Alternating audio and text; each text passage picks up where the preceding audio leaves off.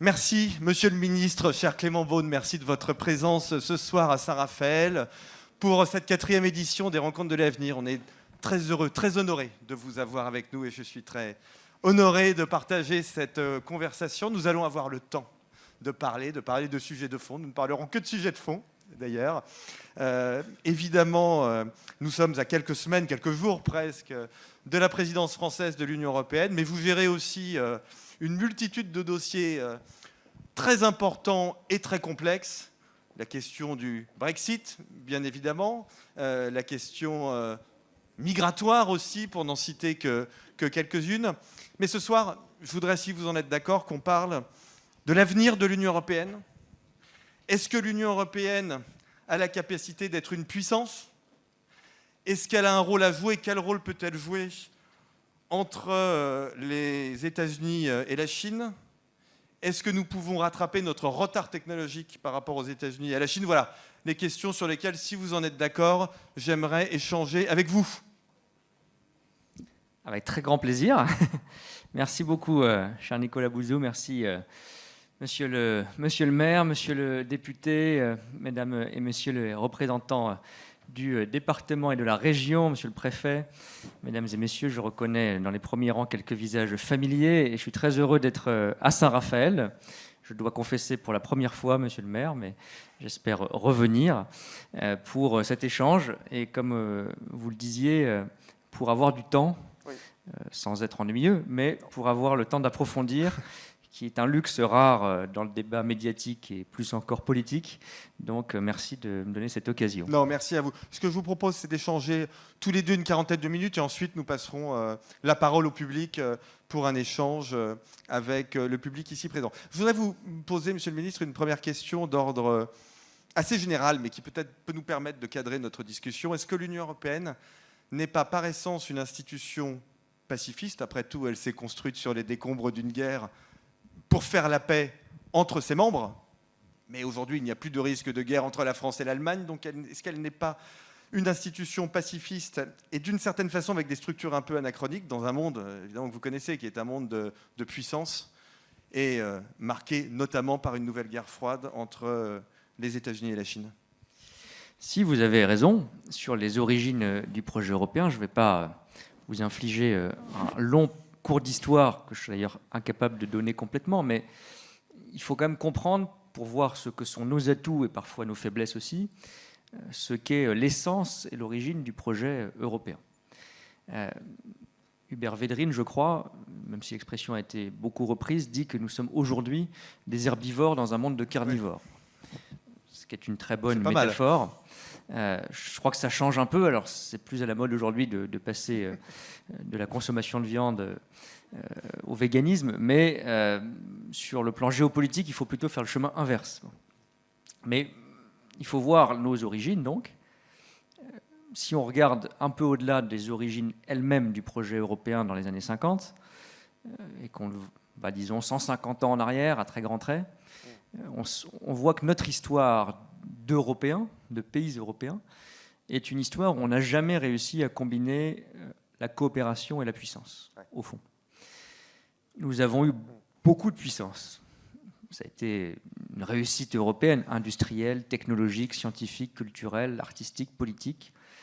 Tellement de puissance que nous en avons, nous, Européens, dominé le monde, y compris pour le pire. Ce fut l'aventure coloniale et ses excès.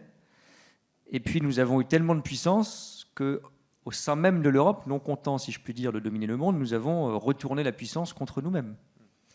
Ce furent les tensions entre nous, mais ce furent évidemment les deux guerres mondiales, qui sont d'abord des guerres civiles européennes dramatiques. Et ce que nous n'avons pas fait après la Première Guerre mondiale, c'est-à-dire, malgré quelques tentatives d'organisation internationale pacifique, de calmer cet appétit de puissance tourné les uns contre les autres, on l'a fait miraculeusement, car il ne faut surtout pas jeter cette réussite aux orties, après la Seconde Guerre mondiale. Et nous sommes passés à une nouvelle ère, celle que nous connaissons encore aujourd'hui, qui, j'y insiste, est un succès. On ne doit surtout pas l'oublier, est un petit miracle à l'échelle de notre histoire pluriséculaire, C'est que sur cet espace européen si fragmenté, où nous sommes beaucoup détestés, même si nous avons toujours aussi beaucoup coopéré, nous avons trouvé le chemin politique de la coopération. Quand on dit la construction européenne, c'est la paix, et que ça fait hurler parfois certains souverainistes, moi je leur donne raison sur un point, c'est que ce n'est pas la construction européenne, la communauté économique européenne, ou juste avant la communauté économique, la communauté européenne du charbon et de l'acier qu'on construit la paix. La paix, elle vient de la victoire contre le nazisme et de l'aide américaine. Mais le projet politique européen, il n'était pas du tout évident, et quand il est lancé en 1950, il se fonde sur la paix et il enracine la paix. Et pour faire très simple, il consiste d'abord en mettant en commun le charbon et l'acier, ce qui était extrêmement audacieux à l'époque, puis en créant un marché économique unique. Il dit on va sortir du monde de l'hégémonie d'un pays européen sur les autres, l'hégémonie successive qu'on a connue à travers notre histoire, du rapport de force brutal, et on va construire des procédures, des règles, du droit entre nous, avec deux conséquences. D'abord, on a un logiciel évidemment, disons-le, un peu pacifiste, de coopération, qui était indispensable, je crois, après ce qu'on avait vécu. Et puis on a un univers juridico-économique. Les débats que nous avons connus, puisque il paraît qu'une élection dans un parti politique important a eu lieu cet après-midi, où se sont ouverts des débats sur la primauté du droit de l'Union européenne sur le droit français. On y reviendra peut-être, mais juste pour en dire un mot, c'est intéressant parce que ça touche à la nature même du projet européen. On peut avoir un débat sur ce sujet, c'est autre chose, mais l'Union européenne, c'est une union de droit. Par construction, l'Union européenne est faite de sommets un peu longs, de procédures diplomatiques, juridiques, parlementaires, devant des juridictions, le cas échéant, un peu ennuyeuses et un peu complexes. Mais c'est ce qu'on a trouvé pour tisser des fils entre nous et d'une certaine façon nous empêcher de nous refaire la guerre. Oui. Bon. Et aujourd'hui, j'en dis juste un mot d'ouverture, on doit apprendre à garder cette coopération qui n'est pas forcément très sexy, pour le dire comme ça, qui est complexe, qui est parfois lente et parfois compliquée, et on doit y ajouter un logiciel de puissance, sans casser ces fils qui nous ont reliés, nous ont apaisés entre Européens. Et ça, c'est très difficile parce qu'un projet politique qui s'est construit pour être un marché, pour être ouvert, pour être fondé sur la réconciliation, encore une fois avec un grand succès, mais qui maintenant dit il faut aussi être capable d'être carnivore, de montrer les crocs, de dire sur le plan commercial à la Chine, ou parfois même aux États-Unis, de dire sur le plan de la défense, on va construire quelque chose nous-mêmes, de dire sur le plan climatique, c'est nous qui allons définir les règles, ou face aux géants du numérique, nous allons imposer nos propres régulations. Tout ça, ça commence. Je crois que ça a déjà d'ailleurs sérieusement commencé, que ça s'est beaucoup accéléré ces 5 dernières années, 10 dernières années peut-être. Parce qu'on a pris conscience par des chocs aussi qu'on ne pouvait plus se permettre d'être de gentils animaux coopératifs entre nous, en regardant les autres se battre, comme si ça ne nous concernait pas. Nous avons vu le Brexit, nous avons vu les années Trump, nous avons vu d'autres chocs à nos portes, que les grandes puissances qui sont géographiquement nos voisines, la Russie ou la Turquie, pour ne prendre que cet exemple, la Biélorussie, aujourd'hui, nous provoquent, parfois nous attaquent, et qu'on doit se défendre avec nos règles et nos valeurs, mais avec fermeté. Tout ça, on est en train de le découvrir. Et il y a un dernier paradoxe, c'est que c'est d'autant plus difficile que nous, Français, je simplifie un peu, on était plus à l'aise de longue date avec ce logiciel de puissance. Parce que la France a vu l'Europe comme une prolongation ou une compensation de sa puissance en partie abîmée ou perdue avec l'Empire et d'autres phénomènes historiques récents, et a toujours en même temps gardé pour elle-même, parce que nous sommes membres permanent du Conseil de sécurité de l'ONU, parce que nous sommes dotés de l'arme atomique, parce que nous avons une ambition historique, par un État fort, par une puissance diplomatique qui se projette à l'étranger, par des valeurs qu'on juge universelles, et qui le sont, je crois. Nous avons toujours eu un réflexe de puissance beaucoup plus fort que beaucoup de pays européens, même des grands pays européens. Et l'Allemagne, sans vouloir refaire tout ce chemin historique, elle-même s'était désintoxiquée de la puissance, et pour cause, après la chute du nazisme. Et donc, on était un peu seuls à dire aux autres, les amis, c'est bien de coopérer, mais il ne faut quand même pas être naïf, il faut quand même ajouter un peu de puissance commerciale, économique, industrielle, technologique, etc. La vérité, sans être dans une position d'arrogance française qu'on nous reproche parfois en Europe, c'est que beaucoup sont venus aujourd'hui sur ce logiciel plus français. On doit le construire en faisant un logiciel français et européen, mais moi, je suis très surpris quand vous allez aujourd'hui discuter avec des responsables politiques néerlandais, suédois, allemands. Tous sont d'accord sur l'idée qu'il faut un effort de défense européen, qu'il faut être moins naïf sur le plan commercial, comme je le disais, à l'égard de la Chine, protéger nos investissements dans certains secteurs, avoir des règles commerciales plus strictes. Que même par rapport aux États-Unis, on doit parfois s'émanciper et dire que quand ils nous mettent des sanctions commerciales, on doit répliquer comme on l'a fait sous les années Trump. Ça a énormément changé. On va sûrement revenir sur d'autres sujets, mais voilà. Donc on apprend la puissance. Nous sommes une puissance en devenir. Et les crises, je crois, récemment, nous ont aidés à prendre conscience de ça. Je trouve votre description du paysage extrêmement convaincante, et il y a 2 points avec lesquels vraiment je suis complètement d'accord et sur lesquels il faut faire de la pédagogie. La première chose, c'est que l'Union européenne est une construction économique et une construction politique, pardon, c'est un lapsus d'ailleurs, une construction politique très innovante, très originale.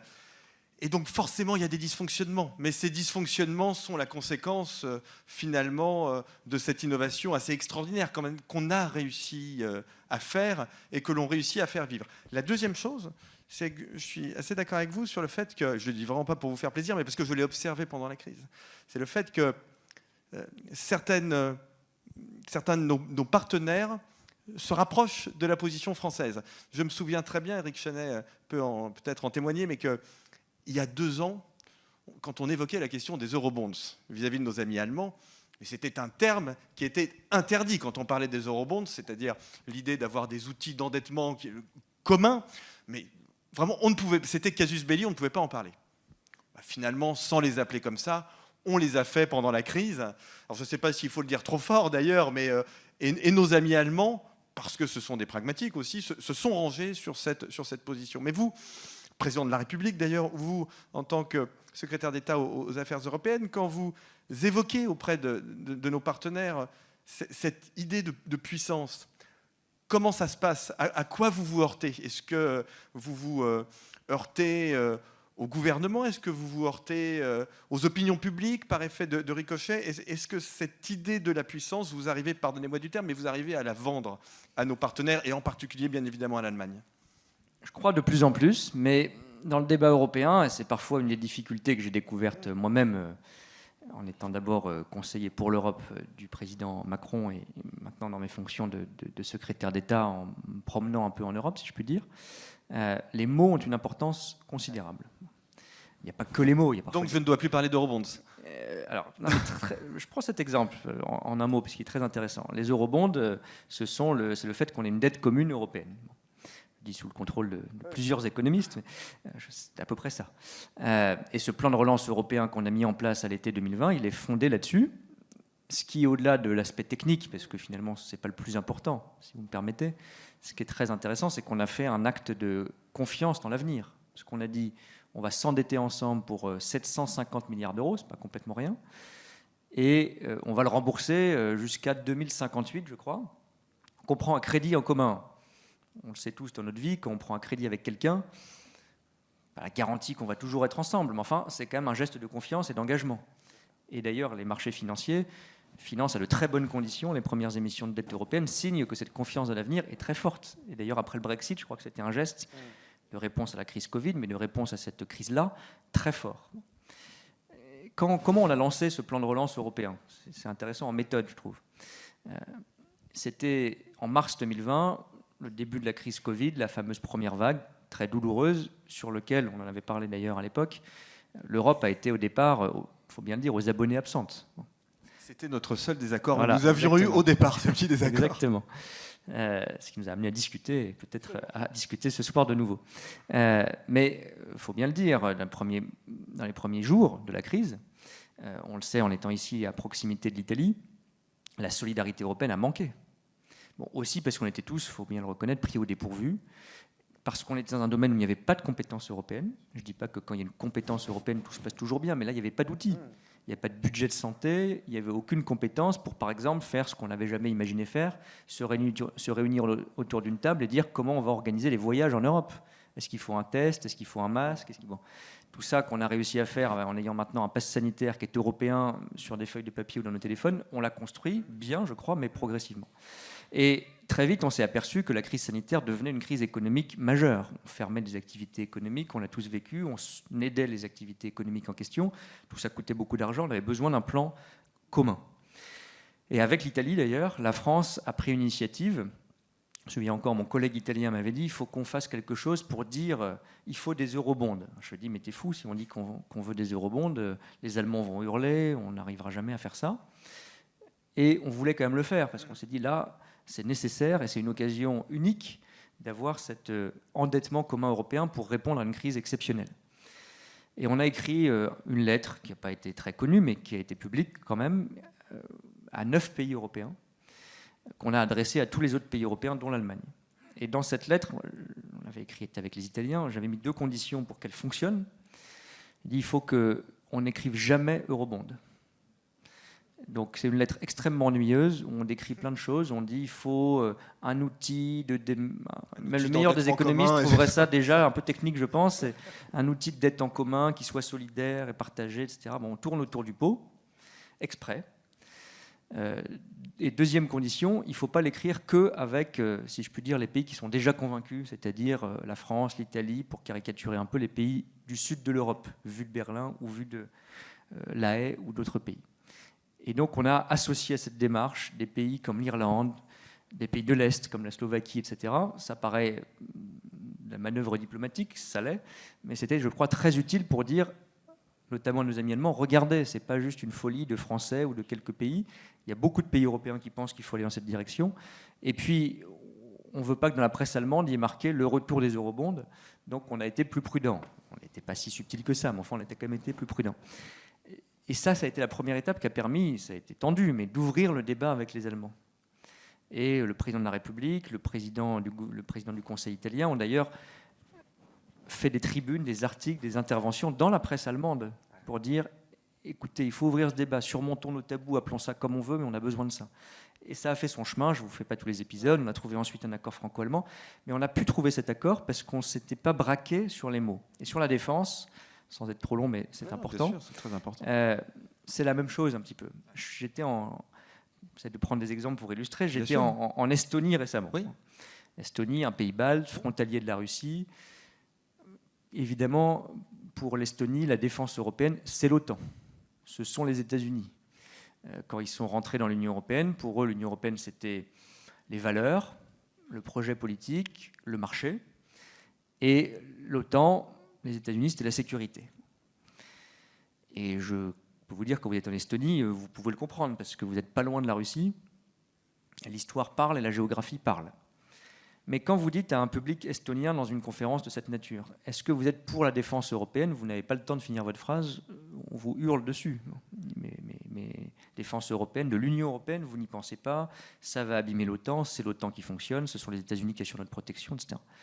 Si vous êtes d'accord, alors on va oublier les mots une seconde, on va là aussi tourner délibérément autour du pot. Est-ce que vous êtes d'accord pour dire que, par exemple, sur la cybersécurité, c'est un des pays en Europe qui est le plus attaqué par des hackers d'État ou proches de l'État, russes souvent, qui cherchent à créer des problèmes dans des services publics, en attaquant des systèmes informatiques. On l'a connu chez nous aussi, mais chez eux, c'est quotidien. L'administration est très numérisée. L'administration est très numérisée en plus, etc. Donc c'est une forme de provocation régulière. Est-ce que vous pensez que là-dessus, puisque c'est une menace nouvelle, on n'a pas construit toute une architecture de sécurité avec l'OTAN, etc., est-ce qu'on peut faire des choses en tant qu'Européens, puisqu'on a des experts informatiques partout en Europe? Chaque pays d'Europe ou presque a une agence contre les cyberattaques. En France, ça s'appelle l'ANSSI, ils ont l'équivalent, etc. Ils disent oui, là-dessus, on peut travailler ensemble. Même, on a fait une proposition commune pour créer une forme d'agence européenne. On a les meilleurs experts pour essayer de déjouer un certain nombre de cyberattaques. Si vous leur dites plus difficile, est-ce que vous reconnaissez que, par exemple, ce qui se passe au Sahel, quand vous êtes en Estonie, c'est loin, franchement. La menace, c'est la Russie, c'est pas le Sahel. Est-ce que vous êtes d'accord pour reconnaître qu'il y a une menace de sécurité qui porte sur la France, parce qu'on a connu des attentats terroristes djihadistes, mais aussi sur l'Europe? Ils disent oui. Peut-être pas tous, mais beaucoup. Et d'ailleurs, l'Estonie est le premier pays, c'est pour ça que je prends cet exemple, le premier pays de l'Union européenne qui a envoyé des troupes combattantes au Sahel à nos côtés. Et aujourd'hui, on a une force européenne sous la coordination de la France qui s'appelle Takuba, qui sont des forces spéciales, qui font des missions difficiles. Il y a plus de 10 pays européens, dont des pays de l'Est, dont des pays baltes. Il y a l'Estonie, il y a la Pologne, il y a la Roumanie, qui ont rejoint cela. C'est pas facile comme décision. On parle de quelques dizaines de personnes, mais c'est très important. Et beaucoup de pays ont décidé cela après l'Afghanistan, d'ailleurs. Les derniers choix qui ont été faits, Roumanie, Pologne, c'est après la chute de Kaboul, parce qu'ils se sont dit, on ne va pas abandonner le lien transatlantique, la protection américaine de l'OTAN, bien sûr, et nous ne disons pas ça. Mais on doit faire des choses en tant qu'Européens, aux côtés des Français notamment, pour assurer notre propre sécurité. Et un terrain d'opération comme le Sahel, on sait à quel point il est compliqué, difficile et meurtrier, mais il y a aujourd'hui plus de 10 pays européens qui l'ont rejoint. Ce n'est pas encore la défense européenne complète. Ouais. Mais ça existe. Et donc, si vous dites arrêtons les débats théoriques, j'en ai vécu dans les sommets européens pendant de très longues heures, sur est-ce qu'on appelle ça défense européenne, est-ce qu'on appelle ça autonomie stratégique, est-ce qu'on appelle ça souveraineté européenne, terme qu'on utilise nous beaucoup, mais qui fait parfois peur en Europe. Quand vous êtes un peu plus neutre sur les mots, il y a un côté un peu religieux. Les mots sont des symboles et sont très forts. Quand vous dépassez ce côté religieux et vous êtes un peu plus profane, si je puis dire, vous arrivez à faire des avancées importantes. Et quand vous dites à un Estonien, après ce long détour, bon, est-ce que ce qu'on fait au Sahel, ensemble, à 10 pays européens et un peu plus demain, ce n'est pas de la défense européenne concrète? D'accord, mais ne rentrons pas dans un schéma théorique. Et la puissance, la souveraineté, l'autonomie résonnent de manière différente. En France, on aime bien dire souveraineté, parce que c'est un mot qui nous parle dans le vocabulaire politique. On aime peut-être un peu moins. C'est un sujet de débat ou de clivage, dire souveraineté européenne. Moi, je l'assume, mais ça ne plaît peut-être pas à tout le monde. Mais dans les pays européens, ça ne résonne pas pareil. Et il faut apprendre aussi cela. Ça fait partie, je vois l'ambassadrice Berman, qui ne me démentira pas, je crois, des charmes de la diplomatie aussi. Les diplomates servent à négocier aussi avec les mots de l'autre pour surmonter ces difficultés. Et je prends un dernier exemple là-dessus. Même ces mots-là perce un peu le mur du son dans d'autres pays. La souveraineté européenne, il y a une étude faite, je crois, par la Fondation Jean Jaurès il y a quelques semaines. C'est très intéressant sur la souveraineté et la souveraineté européenne, ces deux expressions. Les termes de souveraineté européenne sont vus positivement par une majorité d'Allemands, une majorité de Tchèques, une majorité d'Espagnols. Alors ce qui est intéressant aussi, c'est qu'ils ne voient pas toujours la même chose derrière. Quand un Allemand dit souveraineté européenne, c'est le respect des valeurs. C'est la démocratie, l'état de droit, la liberté de la presse, qui sont vues comme des valeurs européennes qui incarnent un peu notre modèle et notre souveraineté. En France, on imagine plus les questions de sécurité et de défense, sans doute. Mais il y avait un pourcentage d'Allemands plus élevé que de Français qui adhéraient à la notion de souveraineté européenne. Donc ça progresse. Et même l'Allemagne, pour prendre cet exemple, parce qu'évidemment c'est le pays clé à convaincre en tout, et là-dessus en particulier, le premier acte qu'ont fait Angela Merkel, qui va quitter ses fonctions, et le président Macron, ensemble, en juillet 2017, lors du premier sommet franco-allemand, c'était peu de temps après le Brexit, c'est de dire le sujet sur lequel on investit, et pour l'Allemagne c'est difficile objectivement, c'est la défense. Et le premier projet concret qu'on a lancé, il prendra 10 ans, il est bien avancé, il a été difficile, il sera encore difficile à certains moments, c'est de construire des projets industriels de défense en commun entre la France et l'Allemagne, avec maintenant quelques pays supplémentaires, mais franco-allemands essentiellement, l'avion de combat du futur et le char du futur. Pour la France, c'est difficile parce qu'on a une industrie de défense très forte, on l'a encore vu ces dernières heures, mais voilà, on ne la sacrifie pas évidemment, on la met au service de quelques projets communs, et les Allemands ont fait très peu de projets industriels communs avec des pays étrangers, européens en particulier. Donc on surmonte parfois nos différences culturelles et stratégiques pour essayer sur quelques sujets d'avoir des projets communs. Nous avons fait ce pari et cet engagement stratégique, et les Allemands l'ont fait aussi. Oui. Alors justement, peut-être que la situation politique en Allemagne va nous aider. Je voulais vous entendre là-dessus aussi. J'ai lu le contrat de coalition. Vous parlez de prudence dans les mots, mais j'étais étonné quand même par le fait que la prudence, parfois, elle disparaît un peu. Et alors, il y a même un moment où, dans le contrat de coalition, les Allemands évoquent la question du fédéralisme européen. Je trouvais ça très enthousiasmant. Alors je me suis dit, c'est peut-être un mot qui du coup va faire peur en France. Confirme. Voilà, oui, c'est ça. Alors moi je peux le dire, pas vous. Non, mais et quand même, est-ce que ce changement de gouvernement est plutôt de nature à nous aider? Alors pas du tout dans la mesure où nous aurions eu des relations difficiles avec Angela Merkel. Moi, ce que j'ai pu observer, j'ai souvent eu d'ailleurs cette conversation avec le ministre de l'économie, c'est que au fond. Au début d'une crise avec l'Allemagne, et c'était le cas là, les choses sont un peu compliquées, et puis elles progressent, et puis il y a un point de bascule, et finalement on se met d'accord. Bon, très bien. Mais ça reste quand même un peu compliqué. Est-ce que finalement la coalition qui va gouverner l'Allemagne n'est pas plus proche à certains égards de nous sur cette question de la puissance? Je pense que si. Il y a 2 indices. Le contrat de coalition. Alors c'est un animal étrange pour un responsable politique français, ce contrat de coalition, parce que c'est, je crois, 177 pages et 1000 paragraphes, quelque chose comme ça, très détaillé sur le programme d'action pour 4 ans entre 3 partis, qui ont couché sur le papier beaucoup de choses assez précises. Le chapitre sur l'Europe est assez impressionnant, parce qu'il en est fait très enthousiaste. Alors là aussi, chacun a ses mots. En Allemagne, le fédéralisme, c'est le signal pour dire on est pro-européen. Oui. Parce qu'évidemment, ils vivent dans un système fédéral, donc le mot ne fait pas peur. On sait dire on va donner des compétences, des pouvoirs à l'échelon européen. Enfin, quand même, c'est pas rien. C'est pas rien. Il ne faut pas se tromper. Ça veut dire aussi, le fédéralisme, c'est l'organisation des compétences. Donc on garde des compétences au niveau national. En France, quand vous dites fédéralisme, c'est vu comme une sorte de fuite en avant où tout part à l'Europe et on tue la nation, on ne fait plus rien. Donc je suis toujours prudent sur ce mot de fédéralisme. C'est pareil, il n'est pas utile, il n'est pas nécessaire dans le débat. Mais en gros, derrière le mot, les Allemands font des propositions dans ce contrat très importantes sur la réforme de l'institution européenne, sur le changement des traités pour améliorer le fonctionnement de l'Union européenne, notamment à la lumière de la crise récente, en matière de sécurité et de défense aussi, dans un domaine qui était tabou pour les Allemands, qui était la politique commerciale, une politique commerciale très ouverte, ne pas trop se protéger, ne pas trop mettre de règles contre le dumping, etc. Parce qu'on est tellement exportateur en Allemagne qu'on ne veut pas risquer que les autres fassent la même chose. Les Allemands disent, dans les 3 partis au pouvoir dans cet accord de coalition, écrivent on ne veut plus que les accords commerciaux ne respectent pas un certain nombre d'engagements climatiques, par exemple, le respect de l'accord de Paris en particulier, ce que nous disons depuis 4 ans, et ce à quoi les Allemands actuels, le gouvernement allemand actuel, s'oppose. Donc là, il y a des vrais progrès et des vraies convergences.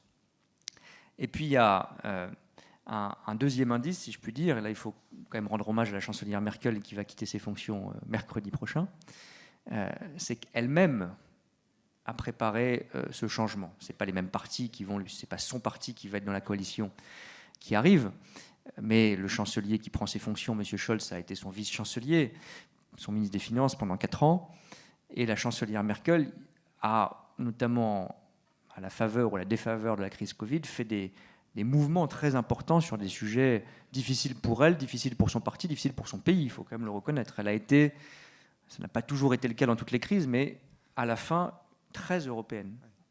Vous êtes d'accord avec cette séquence temporelle que j'ai décrite? C'est un démarrage un peu difficile et puis bien finalement... sûr.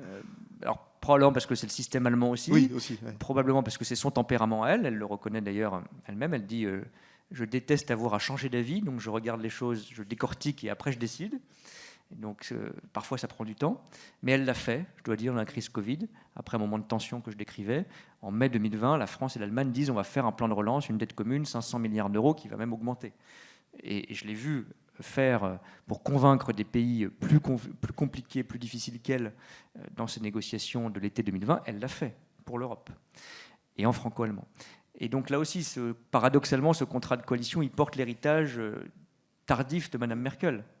Beaucoup de partis et de leaders politiques allemands ont fait campagne en septembre dernier en disant on reprend le flambeau de Mme Merkel sur toute une série de sujets, dont l'Europe finalement. Et donc pour ça, je suis optimiste, parce qu'il y a un engagement allemand qui, depuis quelques années, ça se confirme ou ça s'accentue avec le contrat de coalition, s'européanise. Ça, c'est clair. Après, il ne faut pas se leurrer, c'est d'ailleurs aussi la force du franco-allemand, on n'est pas d'accord sur tout. Il y a des sujets sur lesquels c'était plus facile avec le gouvernement actuel que ça ne le sera sans doute avec le nouveau gouvernement. Je pense au nucléaire, à l'énergie. Et puis, c'est pour ça que je disais, c'est la force du franco-allemand. Pourquoi la relation franco-allemande est si importante et elle est toujours restée, même dans les moments difficiles, surtout dans les moments difficiles, depuis 70 ans. C'est justement parce qu'on ne pense pas pareil.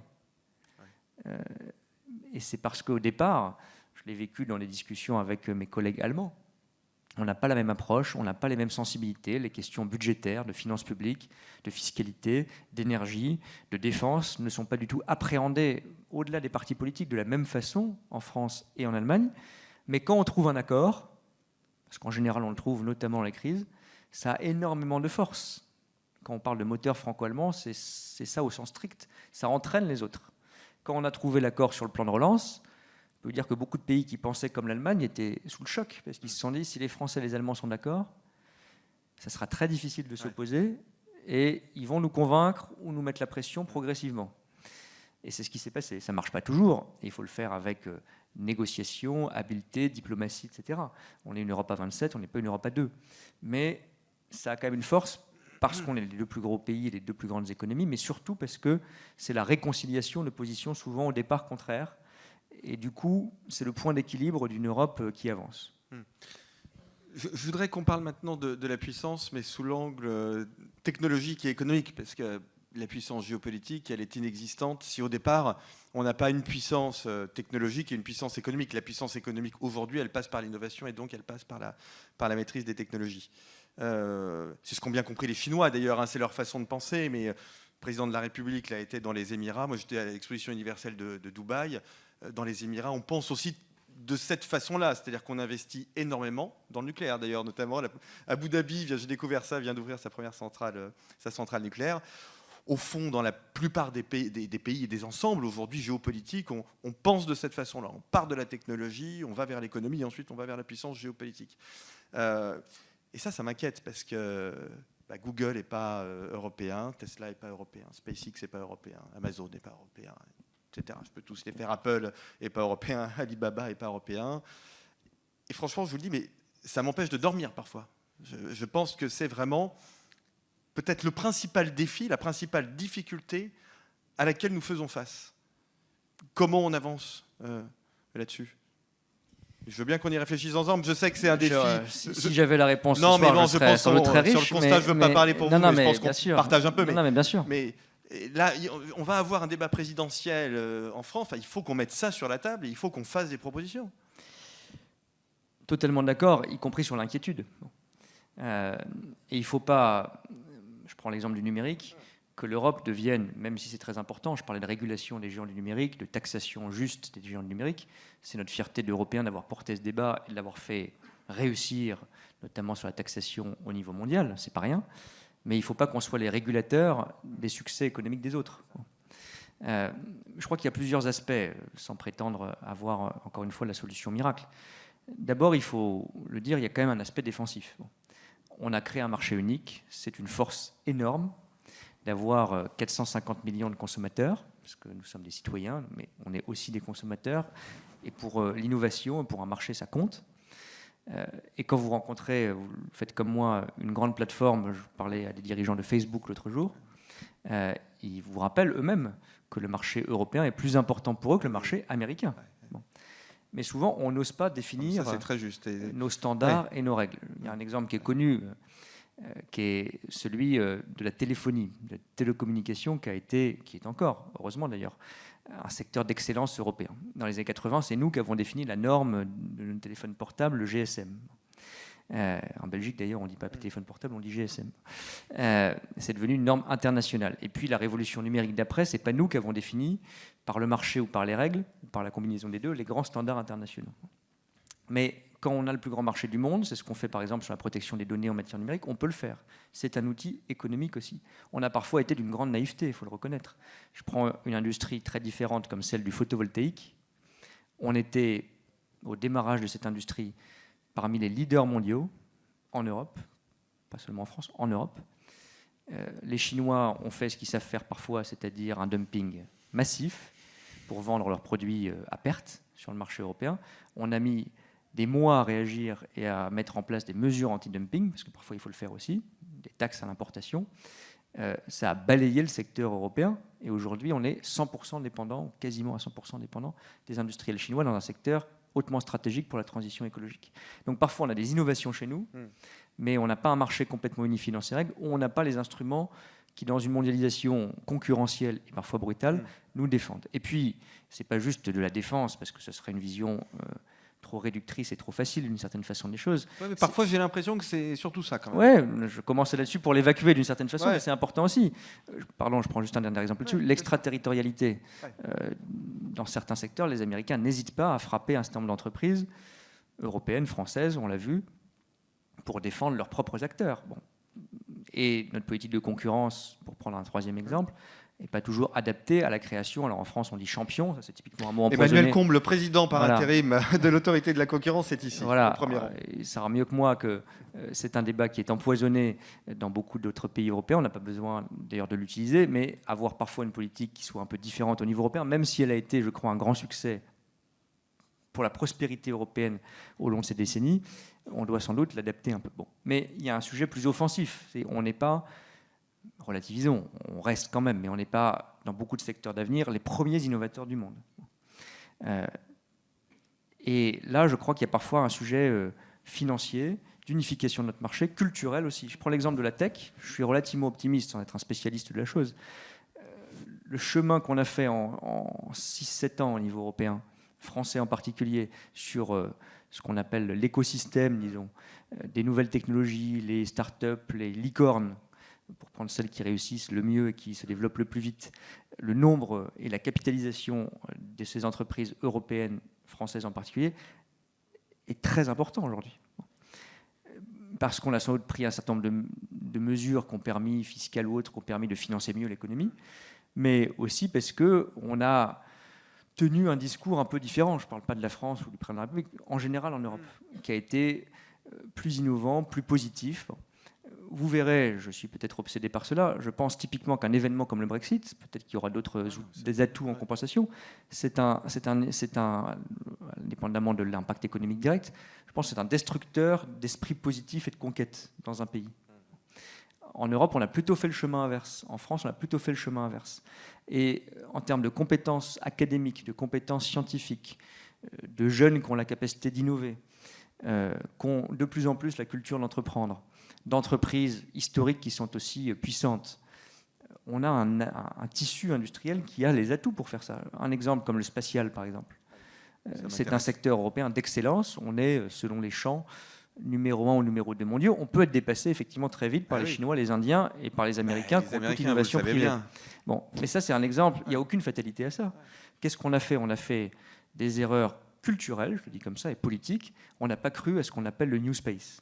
Nos grands acteurs publics, qui sont d'excellence néanmoins, et nos dirigeants politiques, on s'est dit, ça ne marchera pas.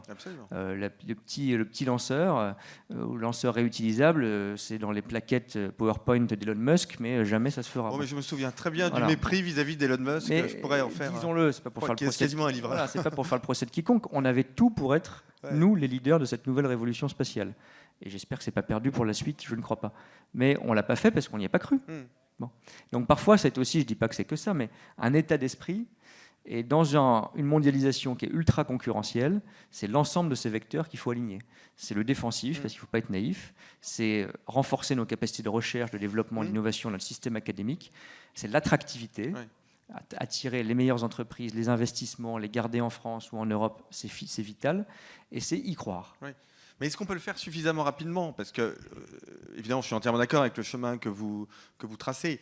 Mais prenez l'exemple du spatial, le New Space aux États-Unis, et même en Inde ou en Chine, ça va très vite. Donc, la question, c'est pas simplement de changer d'état d'esprit, même de changer de politique et d'aller dans la bonne direction, mais c'est d'être en capacité d'y aller rapidement. Je vais prendre un exemple concret aussi. Moi, il me semble, une proposition que je fais, mais elle est tout à fait discutable, mais il me semble que on devrait mettre en place en Europe un marché financier de l'innovation du type Nasdaq. Voilà, je pense que Euronext c'est très bien, mais que c'est pas exactement ça et qu'il y a vraiment un projet intelligent à monter. Mais par contre, mais ça, y a que moi je peux pas y répondre. Vous pouvez y répondre parce que vous êtes aux affaires. Est-ce qu'on peut avancer là-dessus concrètement? On va pas le faire à 27 déjà, je pense pas que ce soit possible. Bon, est-ce qu'on peut commencer à faire quelque chose à plusieurs, avec les Allemands évidemment, ça me paraît indispensable, mais on prend avec nous les pays qui seront très enclins à être d'accord avec nous sur ce type de sujet. Je pense que les Italiens, par exemple, il n'y a pas de problème, l'Espagne, le Portugal, enfin voilà, j'imagine assez bien un noyau dur de pays qu'on peut convaincre, mais déjà, est-ce qu'on peut le faire dans le cadre de l'Union européenne, mais sans les 27? Est-ce qu'on peut aller suffisamment rapidement, suffisamment vite? Moi, j'y crois beaucoup, et ça m'inspire quelques remarques. D'abord, on voit bien que sur tous ces sujets, souvent, c'est une question de taille de notre marché en particulier. Oui.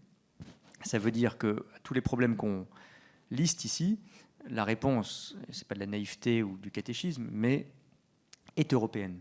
Bon. Un des sujets pour lesquels parfois nos entreprises au premier tour de financement, deuxième tour de financement, quand elles sont très innovantes, commencent en France et filent aux États-Unis, moins qu'avant, mais encore beaucoup, c'est parce que la surface financière des acteurs financiers, des marchés financiers ou des introductions en bourse n'est pas européenne. Bon. Et ça ne se règle pas complètement, mais ça se règle aussi par l'unification d'un certain nombre de nos règles. On a réussi, ce qui paraissait improbable il y a encore 25 ans, à avoir une monnaie commune, qui est largement acceptée et même plébiscitée aujourd'hui. On n'a pas, par exemple, unifié nos règles de droit des affaires, de droit des sociétés, de droit des faillites. Le ministre de la Justice, Sarrois, était ici et pointait exactement ce problème du doigt. Et donc on a plutôt un défaut, un manque d'Europe à cet égard qu'un excès. Au contraire, on a encore souvent des marchés trop fragmentés dans cette mondialisation. Et d'une certaine façon, la France et l'Allemagne sont des exemples intéressants parce qu'on est des grands pays, on se pense comme tels, et c'est vrai, mais on est dans un entre-deux. Quand vous êtes les États-Unis ou la Chine, votre marché, pas complètement, mais est assez largement unifié. En Chine, il est en plus protégé. Aux États-Unis, il est parfois soutenu. Mais vous avez un grand marché. Quand une start-up américaine se lance, elle a son marché domestique, comme on le dit en mauvais français, intérieur, massif, tout de suite. En Europe, ce n'est pas encore tout à fait le cas. Ou alors, vous avez les tout petits pays, si je puis dire, par la taille, très innovants pour différentes raisons. Israël, par exemple, très grand écosystème numérique. Mais une start-up israélienne, elle ne produit pas pour le marché israélien. Elle produit tout de suite pour le marché mondial, en anglais, etc. En Europe, on est un peu dans l'entre-deux. On croit que notre marché national est encore le site naturel, alors que parfois, il faut penser tout de suite à une échelle plus globale dans les secteurs les plus innovants. Et puis le dernier point, et ça j'y crois beaucoup, pas que dans le secteur économique et technologique, mais en général, être pro-européen, je le suis, c'est pas croire que tout se fait par, c'est pour ça aussi que j'ai quelques réticences sur le thème fédéraliste, par l'Union européenne à 27 et par les institutions européennes. Et c'est pas grave. Non. Toutes les grandes initiatives se sont d'ailleurs faites en Europe, même quand on était moins nombreux que 27, c'est pas une insulte, à quelques-uns. Bon, dans des domaines, l'euro lui-même, on a commencé, on était 11. On est 19, on n'est pas encore 27, peut-être qu'on le sera demain. Mais si on avait attendu d'être, à l'époque on n'était que 15, mais que même les 15 de l'époque soient d'accord, y compris le Royaume-Uni, vous imaginez, on n'aurait pas d'euro. Si on avait attendu dans les années 80 que tous les pays de l'époque, on était 12, soient d'accord pour 10 pardon, à l'époque, pour lancer Schengen, on n'aurait pas d'espace de libre circulation en Europe. Et ça vaut d'ailleurs en dehors des institutions européennes pour beaucoup de projets industriels. On n'aurait pas fait Ariane Espace avec tout le monde au départ. Bon. Donc il n'y a aucun problème pour moi à lancer des projets. L'unification du droit des affaires ou du droit des faillites, qui est très importante, je pense, pour les sociétés, pas que les plus grandes, on peut le faire, c'est pas facile, mais on devrait le lancer d'abord en franco-allemand ou en franco-germano-italien. Et d'ailleurs, l'expérience européenne montre qu'en général, quand vous lancez un projet attractif à quelques-uns, les autres s'agrègent assez vite. Et on pourrait, sur ce projet, juste passionnant, mais on pourrait aller à quelle vitesse ? Alors, ça, c'est l'autre grand problème européen, notamment parce qu'on s'interdit parfois ces différenciations. Si on le fait à 3. C'est qu'on est long. Oui, mais si on le fait à 3. Si on le fait à 3, l'Allemagne, l'Italie. On pourrait le faire, je n'ai pas la réponse là. On pourrait le faire sans doute le lancer en quelques mois et le faire en quelques années. Voilà, d'accord. Bon. Mais d'ailleurs, c'est bien, ça. Je prends un projet industriel concret qui est innovant. Alors, c'est plutôt du rattrapage, mais ça peut être un peu plus que ça, sur les batteries électriques. Oui, bien sûr. Qui est un enjeu de souveraineté majeur pour tout le secteur automobile et bien au-delà. On est aujourd'hui totalement dépendant de l'extérieur. Bon. On a lancé un projet, d'ailleurs soutenu par l'Union européenne, mais qui est franco-allemand principalement, avec quelques autres maintenant, mais au départ franco-allemand, avec une usine en France, en Charente, une usine qui va ouvrir en Allemagne, qui fait que bientôt nous produirons, je crois, 20% d'ici 2030, 20% d'ici 2025 de nos batteries électriques en Europe, ce qui est un vrai changement, et j'espère beaucoup plus en 2030. C'est par un projet industriel entre Stellantis, d'autres acteurs allemands et industriels français qui a vu le jour. Bon. Si on avait attendu un sommet européen sur la batterie électrique, on pourrait en faire encore beaucoup, on ne l'aurait pas. Donc on est capable d'aller assez vite quand on sort un peu du cadre. Et ça, j'y crois beaucoup. Il y a une initiative qui est portée par la Commission européenne, mais je crois qu'on devra la faire à quelques-unes seulement au départ. C'est un autre secteur, je ne suis pas un bon expert technique de la chose, mais qui sont les microprocesseurs. On est très dépendant de l'extérieur. Il faut qu'on le fasse à quelques-uns au niveau européen, avec de l'argent de la Commission européenne en soutien, le cas échéant, mais pour lancer des sites de fabrication rapidement. Et sur ces sujets-là, on est en train de rattraper. Là, on n'arrive pas encore, pour être tout à fait honnête, je pense, à être les meilleurs au monde. C'est la révolution d'après. C'est-à-dire qu'on rattrape mieux le retard qu'on a dans les révolutions technologiques récentes. C'est-à-dire qu'on ne loupe Pourtant, pas. Ça me semble plus difficile. Mais c'est pas impossible, mais on n'a pas encore complètement les outils. Parce que, alors, on a plein d'innovations ponctuelles qui sont européennes. Parce que ça me semble intellectuellement plus simple, en fait, d'aller directement sur l'hydrogène ou le quantique. Mais là, je pense c'est un grand truc de Thierry Breton, par exemple. Je pense qu'il a un peu ça. Ce que je veux dire, c'est que je le dis pour moi-même aussi en tant que responsable politique, notre logiciel, aujourd'hui, quand on dit souveraineté technologique, etc., est plutôt tourné vers mince, on est en retard sur les batteries, sur l'espace, etc. Même si c'est un retard récent et rattrapable, et on met le paquet sur le financement et l'initiative politique là-dessus. Mais il n'y a aucune raison qu'on soit simplement les petits retardataires des innovations chinoises ou américaines. On peut être les innovateurs nous-mêmes. On l'est dans un certain nombre de domaines, heureusement. Le vaccin, d'ailleurs, quoi qu'on en dise, a été largement une innovation européenne. Bon. Après, il se trouve que le premier laboratoire qu'a développé, le gros laboratoire dans l'alliance, Pfizer-BioNTech, c'est Pfizer qui est américain. Mais c'est BioNTech qui est une start-up européenne, allemande en l'occurrence, qui a développé la technique ARN messager avec laquelle beaucoup d'entre nous sommes vaccinés. Donc, vous voyez qu'il y a des exemples concrets qui sont majeurs dans lesquels on est bon. Alors, j'aurais envie de vous suivre, mais là, pour le coup, oui, BioNTech, c'est formidable, mais... moi, j'ai demandé à Stéphane Bancel, on a eu cette conversation Moderna. Alors, je ne lui ai pas demandé pourquoi tu es parti aux États-Unis. Je lui ai demandé, mais si Moderna était resté en Europe, qu'est-ce qui se serait passé? Il m'a dit, on aurait fait Moderna, il n'y a pas de problème, parce qu'on a les gens, parce qu'on a la BPI, donc on aurait fait Moderna, il n'y a pas de problème.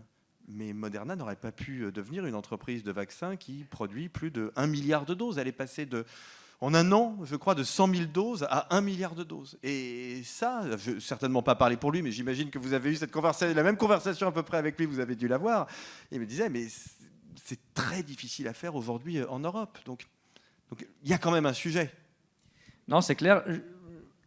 J'ai pas eu cette discussion directement avec Stéphane Bancel. Non, mais c'est intéressant parce qu'il faudrait lui demander exactement qui voulait dire quels ont été les obstacles les plus grands, il y en a en Europe, au développement. Ce que je pense, on avait eu cette discussion rapidement au moment de la campagne de vaccination, ce qui a pêché en Europe, même si je pense que maintenant on a organisé un succès européen par rapport à beaucoup d'autres régions du monde. Mais ce qui a pêché, ce n'est pas le fait qu'on ait acheté nos vaccins ensemble, ça je ne crois pas, c'est qu'on a été un peu long dans certaines procédures bureaucratiques, certainement, mais c'est l'étape 0, l'étape 1 que les Américains ont réussi, et d'ailleurs Moderna en est l'exemple beaucoup mieux que nous, c'est que, d'ailleurs, il faut quand même là-dessus souligner que le président Trump, dans tous ses excès, a eu un peu de vision, c'est qu'au printemps 2020, quand personne, je peux en témoigner, je n'étais pas ministre de la Santé, mais pour avoir participé à un certain nombre de réunions scientifiques, etc., comme observateur, personne ne disait que le vaccin allait être disponible à la fin de l'année 2020. C'était une excellente surprise, mais personne n'y croyait.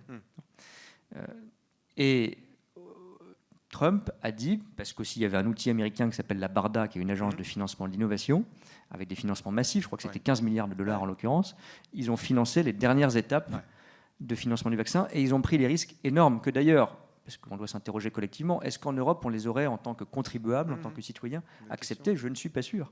Parce que ce qu'ont fait les Américains, c'est mettre à peu près 15 milliards de dollars dans la dernière phase de développement du vaccin, à un moment où on pensait qu'il ne serait pas disponible tout de suite, et, pardon pour le dire comme ça, mais c'est la réalité, en arrosant toute une série d'acteurs industriels, y compris non américains, Moderna et d'autres, en disant, bon, moi j'arrose large, mais c'est ça le risque, j'arrose large, avec de l'argent public, parce qu'on est en période de crise et qu'on y va, et je réserve un certain nombre de plusieurs dizaines ou centaines de millions de doses de vaccins en priorité. Bon. C'est ce qu'ont fait les Américains. C'est ça qui a fait qu'il y a eu plein d'autres erreurs dans leur campagne de vaccination et dans leurs mesures sanitaires, bien plus qu'en Europe, je crois. Mais là-dessus, ils ont été plus rapides que nous parce qu'ils ont accepté de prendre des risques et d'investir, y compris par de l'argent public, ce qui n'est pas forcément intuitif du côté américain, dans le risque. Bon. Est-ce que nous, en Europe, on avait l'outil pour faire ça? Non. Est-ce qu'on a une agence européenne qui, en presse-bouton, aurait pu dire aux industriels « je vous finance massivement et peu importe combien ça coûte ». Bon. Disons-le aussi, je ne le dis pas pour ma collègue et amie du gouvernement Roselyne Bachelot, mais tirons les leçons de l'expérience. Quand, à l'époque, on le sait, elle avait commandé des millions de doses de vaccins ou de masques pour faire face à une épidémie et que l'épidémie ne s'est pas réalisée, on lui a dit « vous êtes complètement dingue, vous avez gâché de l'argent public, etc. » Factuellement, c'était vrai. Enfin, au moment où elle a pris la décision, je pense qu'elle a pris une décision de couverture du risque qui était en réalité pertinente. Et je dis ça non pas pour faire une polémique ou revenir sur le passé, mais parce que collectivement en Europe, on a cette culture du risque, voilà, qui est dans nos organisations politiques et sociales, qui est plus faible. Bon, et le vaccin, notre seul défaut, et notre grand défaut européen au début de la campagne de vaccination, il a été celui-là. Il n'est pas irréparable. On est en train d'essayer de construire justement, pour prendre un exemple très concret, et j'espère que ça éviterait des départs à la Moderna, d'avoir une agence, la fédérale, j'assume le mot, parce qu'européenne, de financement de la recherche et de l'innovation face à de futures pandémies ou problèmes. On va passer la parole au public dans quelques minutes, mais avant de faire circuler le micro, je voudrais quand même, donc vous allez prendre, la France va diriger l'Union européenne dans quelques jours. Est-ce que vous pouvez nous redonner vos principaux objectifs, les principaux objectifs de la France dans le cadre de cette présidence de l'Union européenne ? Qui sera courte, hein. Il faut rappeler que ce sont des moments qui sont très intenses, très importants et très courts. C'est court et du coup, ce n'est pas pour en relativiser l'importance, mais il faut la mettre en perspective. C'est 6 mois. Tous les pays à tour de rôle prennent la présidence, alors pour être précis, du Conseil de l'Union européenne, c'est-à-dire la réunion des États. Ça revient tous les 14 ans, donc c'est une chance assez précieuse. Mais ça se prépare. Bon. Et j'allais dire l'essentiel, ça me met un peu la pression, mais est normalement déjà fait. Au sens où, si vous voulez avoir des résultats pendant votre présidence, il faut avoir proposé l'idée. On revient parfois à nos procédures européennes qui sont un peu longues. Proposer l'idée, convaincu d'autres États, convaincu les institutions européennes de faire une proposition concrète, législative en ce sens, etc. Longtemps à l'avance. C'est pour ça que je dis, et ce n'est pas une formule chic ou choc, c'est que la présidence française, elle a commencé en réalité le jour où le président de la République a présenté son programme européen à la Sorbonne le 26 septembre 2017, parce que c'est là qu'on a engagé un certain nombre d'idées sur la régulation du numérique, sur la taxation carbone aux frontières de l'Europe, etc. Ceci étant dit, une fois qu'on a fait ce chemin, il y a 3 grands thèmes ou textes européens que j'aimerais très concrètement voir avancer ou aboutir durant la présidence française. C'est justement sur le plan climatique cette fameuse taxe carbone aux frontières de l'Europe. Là aussi, hein, je l'ai dit un mot tout à l'heure, ça paraît technique, je crois que c'est extrêmement important. En soi, parce qu'on ne peut pas demander tout ce qu'on a décrit là à notre industrie automobile, à notre industrie sidérurgique de produire plus vert, et c'est indispensable, et on nous dit même à juste titre parfois qu'on ne va pas assez vite, d'arrêter les moteurs thermiques, de passer à l'électrique, etc. Si le constructeur ou le sidérurgiste chinois, indien, brésilien, américain, il vend sur le marché européen, qui reste un marché ouvert, et c'est une chance, avec pas du tout les mêmes règles et pas du tout les mêmes exigences. Bon, ça c'est intenable. Intenable écologiquement d'ailleurs, parce que sinon ça annule tous nos efforts climatiques, intenable socialement, intenable économiquement. Et je le dis parce que c'est important pour d'autres domaines. Si on est capable de faire cet équilibre qui fait que notre marché reste ouvert mais que la concurrence est équitable, on peut le faire dans le domaine social, fiscal et d'autres domaines. Donc pour moi, si on y arrive, je touche du bois, c'est très important et c'est un des grands objectifs de la présidence française et de ce semestre. Autre sujet, on l'a évoqué, je serai rapide, la régulation des grandes plateformes numériques. Il y a eu le sujet de la taxation, mais il y a un sujet européen. On essaye de mettre des règles de responsabilité aux grandes plateformes, aux fameuses GAFA, qu'elles soient américaines ou pas d'ailleurs. Mais on ne peut pas considérer aujourd'hui, et ça n'est pas une remise en cause de ce qu'elles nous apportent aussi dans nos vies quotidiennes, que Amazon, Google et d'autres, peu importe les marques et les noms, n'ont pas de responsabilité du tout au titre des contenus qu'ils diffusent ou des produits qu'ils vendent. Ce n'est pas possible. On n'est plus à l'ère où c'était des startups qui étaient de simples tuyaux dans lesquels on faisait passer des choses. D'ailleurs, les Américains ont ce même débat chez eux, donc je crois qu'on sera précurseurs. Même les Chinois aussi. Et les Chinois aussi. Alors, de façon un peu plus brutale. Voilà, notre idée, c'est d'avoir un Internet régulé, mais démocratique, et pas autoritaire. Bon, mais donc, c'est un modèle européen, d'ailleurs, à cet égard, de régulation équilibrée. Et puis, troisième sujet ou troisième exemple important, c'est le champ social, où je crois qu'on a beaucoup brandi dans le passé le slogan, parce que parfois ça n'était qu'un slogan malheureusement, de l'Europe sociale. On avance petit à petit, parce que c'est un terrain sur lequel c'est très difficile d'avoir un accord à 27. On a déjà fait des pas importants contre le dumping social, comme la réforme du travail détaché. Et là, on a l'occasion, sous présidence française, d'avoir un texte qui est celui sur les salaires minimums en Europe. Alors, ce n'est pas le SMIC moyen européen, je vous rassure tout de suite, mais c'est l'idée que des pays qui aujourd'hui n'ont pas du tout de salaire minimum puissent en avoir un. Alors, c'est des règles assez compliquées de procédure essentiellement, ce n'est pas le grand soir, mais c'est une étape importante pour renforcer cette lutte contre le dumping social. Je prends ces 3 exemples qui sont importants parce qu'une présidence, c'est aussi des résultats concrets. Donc, on va essayer de mettre le projecteur et nos efforts sur notamment ces 3 exemples pendant le semestre. Très bien. Merci beaucoup, Monsieur le Ministre, cher Clément Beaune. Merci beaucoup de cet entretien.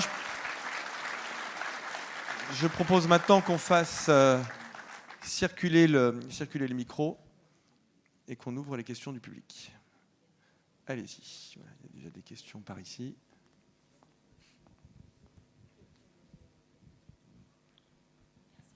Alors, je vous demanderai de vous lever. Bonsoir. Est-ce que vous pouvez vous lever juste évoquer les projets français pour l'harmonisation de la fiscalité?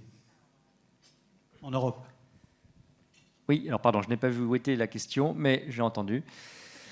Alors, pour ne rien vous cacher, c'est sans doute dans les combats européens, je ne sais pas si c'est le plus difficile, parce que je pourrais évoquer la défense, que je mentionnais tout à l'heure, mais l'un des plus difficiles, pour une raison juridique d'abord, c'est que ça se décide à l'unanimité. Et donc tous les progrès d'harmonisation fiscale ou de rapprochement fiscal sont très compliqués pour cette raison. Il suffit qu'il y ait un pays, et il y en a toujours un, qui dit qu'il n'est pas d'accord, et ça bloque. Bon. On a harmonisé ce qui était finalement, de manière un peu provocatrice, mais pédagogique, le moins nécessaire. On a harmonisé nos règles de TVA pour faciliter le commerce en Europe. Tant mieux, mais en fait, c'est moins important que d'harmoniser ou de faire converger nos impôts sur les sociétés, parce que là-dessus, vous créez de la compétition, sans doute nécessaire dans une certaine mesure, mais elle va parfois jusqu'au dumping. Bon. On connaît les cas de certains pays européens, ça dépend des sujets, mais enfin Irlande, Luxembourg et d'autres. Même si, il faut être juste là aussi, eux-mêmes, sous la pression parfois de leur opinion publique, des débats européens que nous avons, évoluent. Je prends un exemple pour être optimiste, malgré l'unanimité, c'est que sur l'accord international sur le numérique, pardon, pas seulement sur le numérique désormais, mais sur la taxation de certaines multinationales, l'Irlande s'est ralliée. Il y avait 3 pays européens qui avaient bloqué dans la négociation internationale, c'était l'Estonie, la Hongrie et l'Irlande, pour des raisons différentes. L'Irlande est peut-être le plus emblématique. Elle a accepté, d'ailleurs je salue parce que c'était un certain courage politique, son ralliement. Elle a accepté de soutenir l'accord avec le plancher de 15% pour la taxation des multinationales. Et je crois que ce débat, c'est d'ailleurs intéressant que la première question soit là-dessus, il est fort en France probablement depuis longtemps, parce qu'on est un pays plutôt à fiscalité élevée, donc on a tendance assez facilement à dire il y a les autres, on qu'à la remonter. Alors il faudra accepter l'idée que ce soit plutôt une convergence, que l'on a un effort de compétitivité à faire nous aussi sans doute. Tout le monde ne va pas être à notre ancien taux d'impôt sur les sociétés, on l'a d'ailleurs baissé progressivement, mais en revanche avoir un taux parfois inférieur à 10%, parce qu'il y a encore un cas en Europe, ou autour de 12,5% comme c'était pour l'Irlande, ils vont le remonter. Ça, c'était pas possible, on était dans du dumping. Bon. Et c'est en train de changer, y compris sous la pression intérieure dans ces pays. Moi, j'ai vécu en Irlande, c'est un pays que j'aime beaucoup. J'avais eu un débat de cette nature en Irlande, un peu difficile. Et je m'étais exprimé dans la presse en disant vous aviez une justification, objectivement, à avoir un taux d'impôt sur les sociétés très bas en Irlande, parce que c'est un pays géographiquement périphérique, qui a été longtemps le plus pauvre d'Europe, et qui, pas seulement par cet outil, mais aussi par cet outil, a attiré des multinationales, a créé des emplois, je ne peux pas l'en vouloir. Bon. Enfin, il a aussi bénéficié massivement de la solidarité européenne, financière. Il s'est énormément développé, il est dans les 3 plus riches d'Europe aujourd'hui. Donc on peut changer de modèle et faire évoluer le modèle. Ça ne va pas se faire d'un claquement de doigts. Je ne peux pas demander à un pays qui a fondé sa réussite économique en partie là-dessus de dire demain, je passe à 25% d'impôt sur les sociétés, ça ne peut pas marcher. En revanche, convaincre et essayer, même l'Irlande et même dans une matière à l'unanimité, de changer, je crois qu'on y arrive. Maintenant, on a des débats en ce moment sur la réforme de l'Union européenne. Un des sujets qui devient une anomalie, c'est la décision à l'unanimité sur un tel sujet. Parce que c'est un sujet d'intérêt commun européen, de compétition entre nous. Et il faut avoir ce débat et pouvoir le décider à la majorité, comme on décide sur la plupart des thèmes. Mais il faut l'unanimité pour changer la règle de l'unanimité.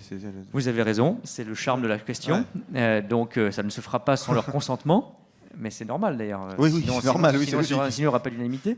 Mais ce n'est pas impossible. Je ne dis pas que ça va se faire dans l'année qui vient, mais je crois que dans les 5 ans qui viennent, je crois que ça chemine. Il faudra accepter nous-mêmes, pour être tout à fait franc, sûr, chacun, c'est comme ça qu'on vit dans une famille politique.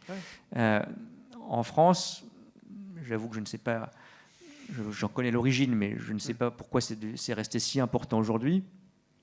Mais on a un tabou sur la décision à l'unanimité en matière de politique étrangère, parce que nous avons une politique étrangère très active, très forte. Je pense aujourd'hui, honnêtement, quand on voit la pratique, je dis devant notre ambassadrice qui a très bien connu différents pays européens notamment, en pratique, aujourd'hui, qui se sert de l'unanimité sur la politique étrangère en Europe, c'est essentiellement la Hongrie, pour tout vous dire, qui bloque des décisions parce qu'elle en fait un instrument de négociation. Ou parfois un pays, et je peux comprendre les raisons comme Chypre, qui dit « Moi, si vous ne m'aidez pas face à la Turquie, je ne veux pas les sanctions contre la Biélorussie. » Bon, on parlait de puissance tout à l'heure, si on fonctionne comme ça pour être une puissance, on ne va pas y arriver.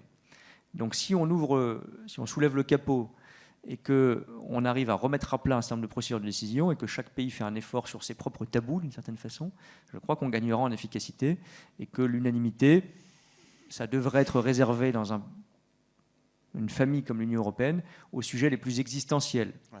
Adhérer, peut-être notre budget, parce que ça se décide tous les 7 ans et c'est très important, c'est un acte politique très fort. Et le reste, on doit progressivement, comme ça a été le sens de l'histoire d'ailleurs, aller vers la majorité. La question suivante.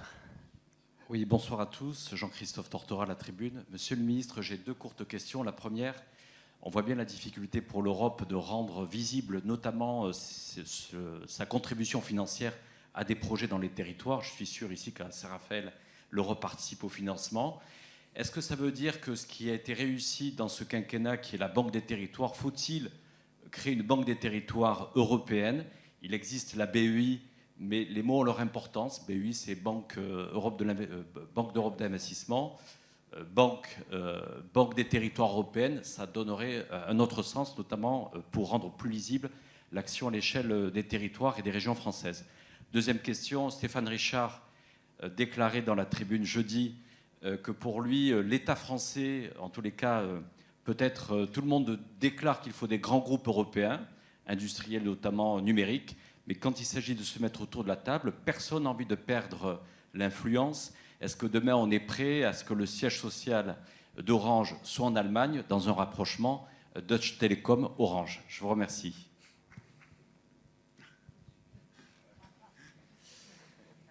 Alors, sur le premier point, je l'ai dit tout à l'heure, donc je ne vais pas me renier, les mots ont un sens, donc les symboles sont importants. Alors il se trouve que la Banque européenne d'investissement, qui, vous avez raison, est de fait une banque des territoires européenne, pas toujours connue, mais dont certaines collectivités bénéficient directement, et qui finance beaucoup de projets, notamment d'infrastructures. J'étais pas très loin d'ici il y a quelques semaines à Nice. Elle finance plusieurs projets d'infrastructures, l'Europe en général, la BEI en particulier. Je crois que c'est de plus en plus identifié par un certain nombre d'élus et de collectivités. Et parfois, d'ailleurs, elle intervient sans qu'on le sache, parce que des actions de BPI, par exemple, la Banque publique d'investissement française, sont financées ou refinancées par la Banque européenne d'investissement. Alors on est en train de faire évoluer son lot, ou en tout cas son identité, vers la Banque du climat. Donc il faudra qu'on choisisse nos priorités. Mais ça a beaucoup de sens, parce que, par exemple, ce n'est pas incompatible, au contraire d'ailleurs, avec les territoires, parce que 50% des financements de la Banque européenne d'investissement d'ici 2025 vont être centrés sur la transition écologique, notamment pour des projets locaux, isolation thermique de logements, infrastructures vertes, etc. Mais c'est vrai que parfois, je dirais en l'occurrence que pour moi, le premier combat n'est pas tellement celui des intitulés, mais de la visibilité. Je le dis devant des élus qui parfois mènent ce combat, et c'est difficile aussi, ou pour les services de l'État, monsieur le préfet, mais on n'a pas encore tous, je le dis collectivement, l'habitude de dire, quand ça marche bien, ben là, il y a un peu de financement européen, ne l'oublions pas. On a assez facilement tous le réflexe de mettre notre drapeau, mais souvent, je caricature volontairement, le drapeau européen, il est plus petit ou oublié. Moi, je m'étais battu, ça paraît idiot, mais... Enfin, battu non, parce que j'avais eu gain de cause rapidement. Le Premier ministre était très convaincu, et je le remercie. Mais quand on a fait France Relance, ce plan de relance qui se déploie aujourd'hui, il y a des projets un peu partout. D'ailleurs, on communique, parce que c'est important aussi, sur le fait que beaucoup de projets sont soutenus par France Relance. France Relance, vous avez le drapeau français, le drapeau européen, parce que 40% de chaque projet, c'est l'Europe. Bon. Il n'y a pas très loin d'ici non plus, mais un peu plus à l'ouest, un maire me demandait il y a quelques mois comment je peux valoriser un projet européen. On était un peu plus avant dans la crise de la Covid. Je dis, mais le vaccin. Non, au début, c'était difficile, mais le vaccin, quand vous avez un centre de vaccination, dites qu'on l'a acheté en commun au niveau européen, et que si on ne l'avait pas acheté en commun au niveau européen, aujourd'hui, il y aurait des pays européens, peut-être pas la France, quoique, où le vaccin serait beaucoup moins facilement disponible. Et donc, tout ce qu'on connaît malheureusement encore aujourd'hui avec des variants de la circulation, etc., on l'aurait puissance 10 au sein de l'Europe. Voilà, donc, pour être très clair, sur les grands groupes, je ne vais pas commenter au secteur par secteur, au cas par cas, mais parce qu'il ne faut pas être naïf non plus. On regarde, notamment pour les grands acteurs industriels, y compris comme État, surtout quand il y a un actionnariat public, quelles sont les conditions, quelle est la part de la France, de l'emploi français, l'implantation du siège, tout ça ne me choque pas du tout. On peut être bon européen et défendre nos intérêts nationaux. Mais il y a des groupes où on a même parfois accepté que symboliquement les choses ne soient pas faciles, parce que c'était l'intérêt français et européen. Je pense dans le secteur financier, par exemple, à Euronext, qui est une grande réussite d'un groupe européen, qui a acquis Borsa Italiana. Ce n'était pas facile pour les Italiens d'accepter, ils l'ont accepté. Il y a quelques activités qui sont parties d'ailleurs à Milan, quelques emplois. Bon, on l'a accepté en France, une entreprise privée, dont le siège était, je crois, à Amsterdam d'ailleurs. On a accepté cette organisation parce que je crois que c'est bon, surtout après le Brexit, d'avoir un acteur financier européen qui est puissant, qui est implanté partout, et ce n'est pas contraire à l'intérêt français. Son PDG est français, mais un certain nombre de membres importants sont italiens ou néerlandais, et on vit bien comme ça. Donc c'est du cas par cas, pour être très honnête là-dessus. Alors, où est le micro ?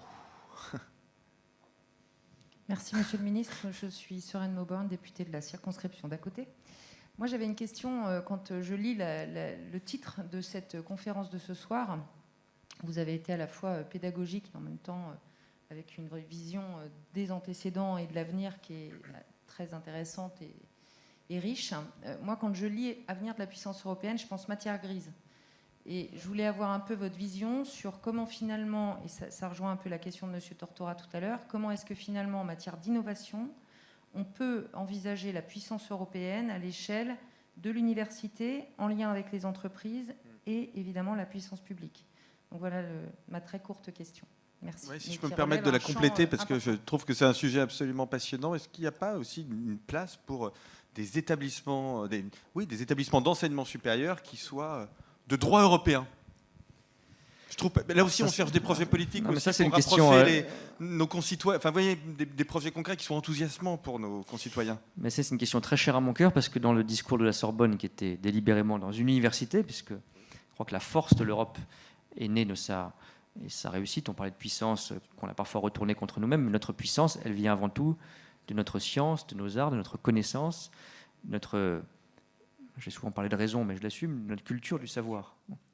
Il y a du savoir, heureusement, on s'en est nourri nous-mêmes partout dans le monde. Mais l'Europe a cette tradition universitaire, au sens le plus large de ce qu'était l'université, c'est-à-dire la communauté de ceux qui étudiaient, d'abord sur le plan religieux, puis sur un plan laïque. Et c'est notre force énorme. Bon, le réseau des universités européennes a fait la force de l'Europe, sa renaissance d'abord et sa puissance ensuite. Et à la Sorbonne, le président de la République avait lancé cette idée d'universités européennes. Il y en a une quarantaine aujourd'hui.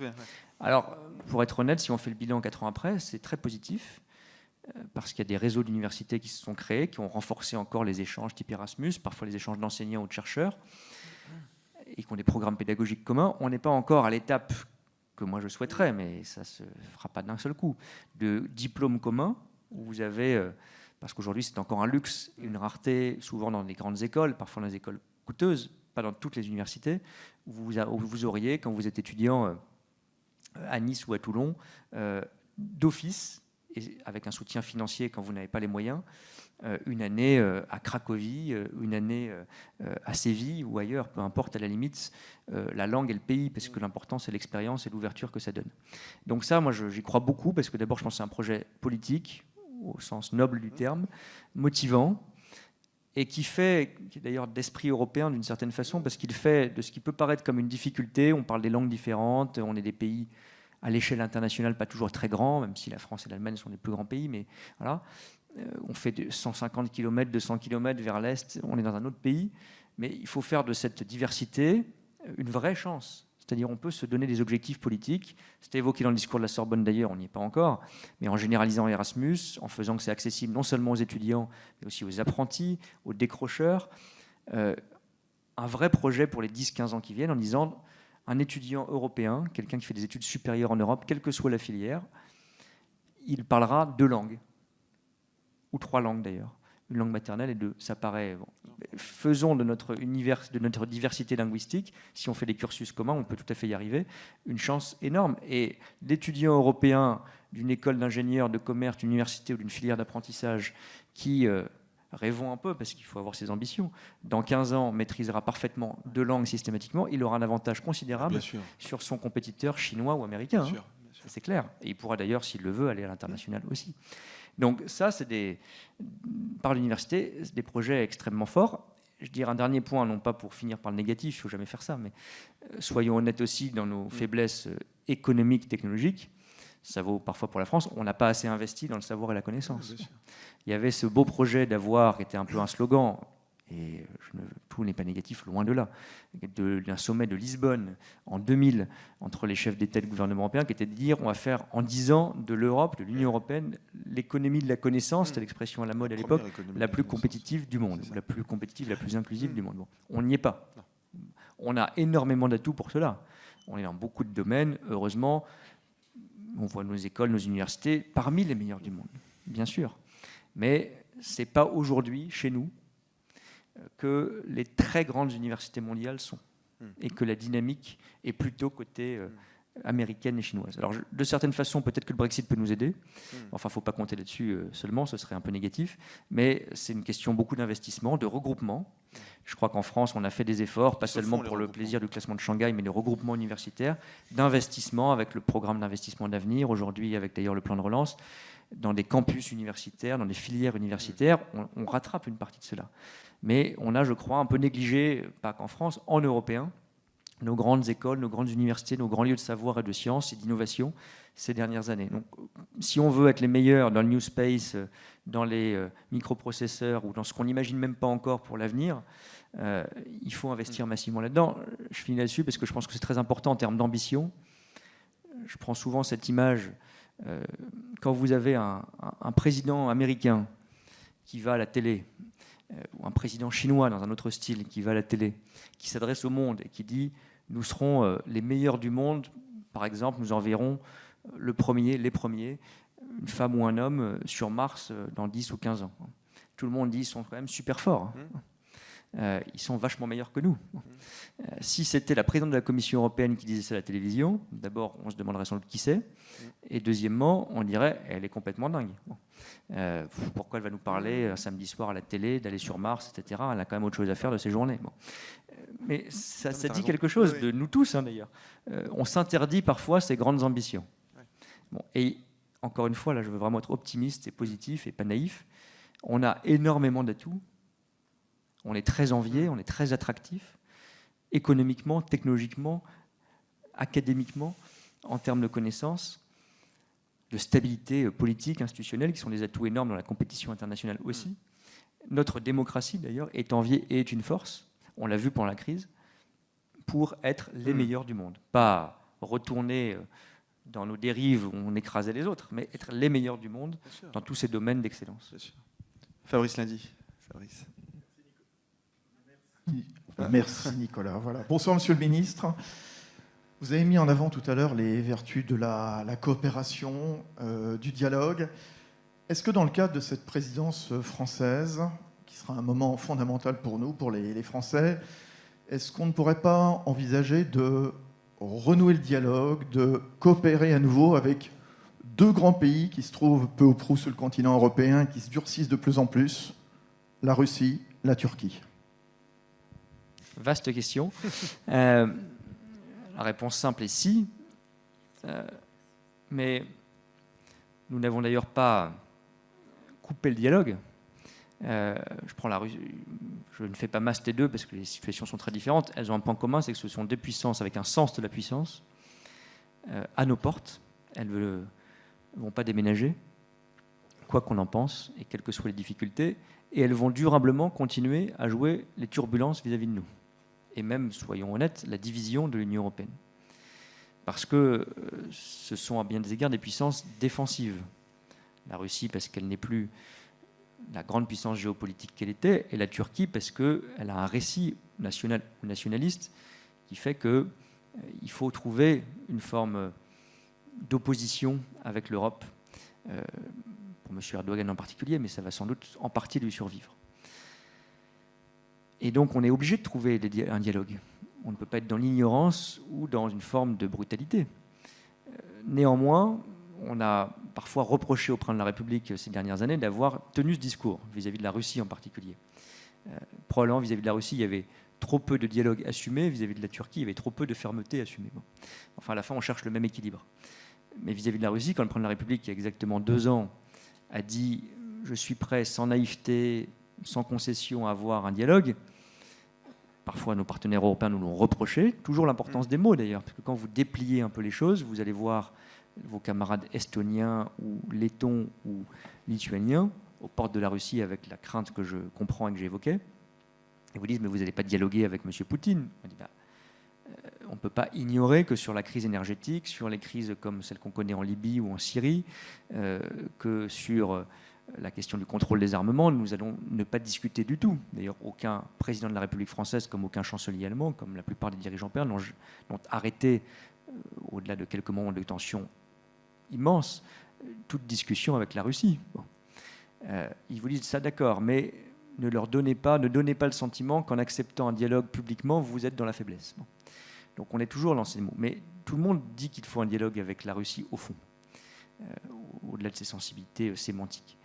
La vérité, je n'en suis pas le spécialiste, mais pour l'avoir vu auprès du président, c'est que c'est extrêmement difficile parce que pour dialoguer, il faut quand même être deux. Et que la volonté, selon les moments russes ou turcs ou les deux à la fois, n'est pas immense. Mais ce n'est pas justement se réfugier dans la candeur que de chercher à continuer.